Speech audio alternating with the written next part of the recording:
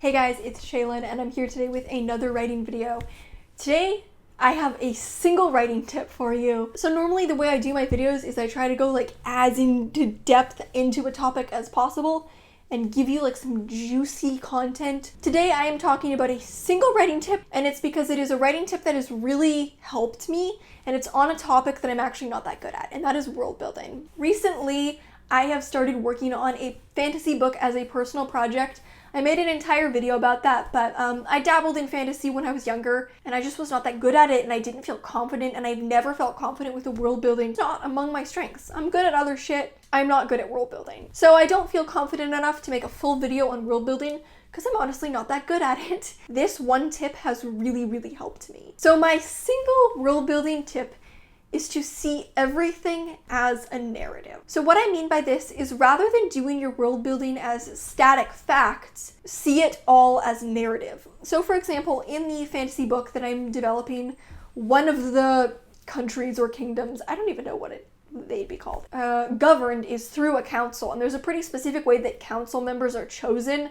They secretly elect who is going to follow them, and that person doesn't know until the council member dies, because council seats are held for life. Council seat can only stay within a family for 2 generations. I struggle to do that kind of world building where I just sit down and draw it out as facts. So the way that I view it instead is, what's the narrative of this council? And I don't have a better name for it right now other than the council, so we're just calling it that. I was like, what's the narrative of the council?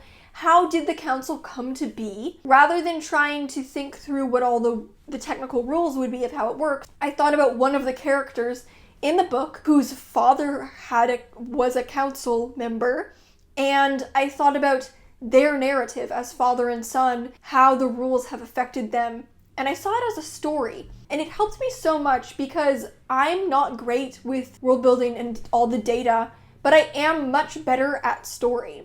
And so viewing it as a narrative really helped. There's another aspect of my book where basically in this world, there's a miniature sun that orbits around this city. I'm sorry, astrophysicists, I know this makes no sense. The people there basically see it as the body of their god. And there are these people called sun daughters, who are these women who it's their job to protect this sun. And there's only ever one at a time, but they're born by emerging from the sun. And then when they die, the next one emerges from the sun.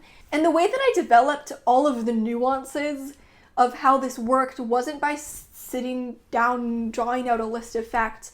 It was by writing it out as a story. I don't mean I wrote it as a short story, but narrative summary of how the first sun daughters came to be and what was their early role in society, leading all the way up to the current sun daughter in the book, the role she plays in the story, and why she's a little different from the other sun daughters. She gets a little more involved. Again, it would have been really hard for me as someone who's not very good with world building to just draw out all these things on my own and try to think of them as static traits, static facts. So in my world building notes, it's literally headings and then long blocks of narrative summary. So it's the sun daughters and then my long 2-page long ramble about the sun daughters and how they came to be and their narrative. And that's been more helpful to me than anything else. And I never did this in the past, and it's really helping me now, coming back to the genre, is to develop every aspect of my world as a narrative rather than as a fact. It's all an evolving narrative, and I find that helps everything really braid together so that the characters and the storylines in the world are all really intertwined, because that's how I developed it. And as someone who usually struggles with world building and it's just not a natural thing for me, this has been super helpful. So I hope that maybe it will be helpful for anyone out there who also wants to do some world building but is maybe struggling. However, my guess is there are a lot of people watching this who are way better and more experienced at world building than I am, and I would love to hear your tips. I'm a noob and I don't know what I'm doing, but I could use all the help I can get because I don't really know how to world build. If you would like me to do more videos that are just a single standalone tip, let me know and I'll try to make them more often. It's not my normal approach, but if you like this style, obviously they are a bit quicker to make. So thank you so much for watching. If you have any questions, you can always send me an ask on Tumblr, and I'll see you in another video. Bye!